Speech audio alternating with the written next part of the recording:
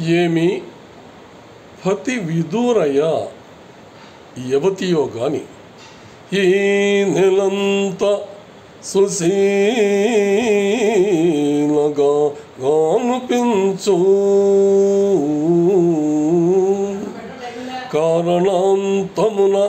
కారణాంతమున ఇట్టి కష్టదశను చెందినట్టున్నది.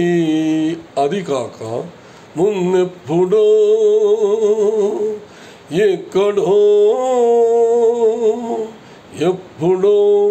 ఎక్కడో విన్నది యుగానే ఉన్నది వెలది స్వరము.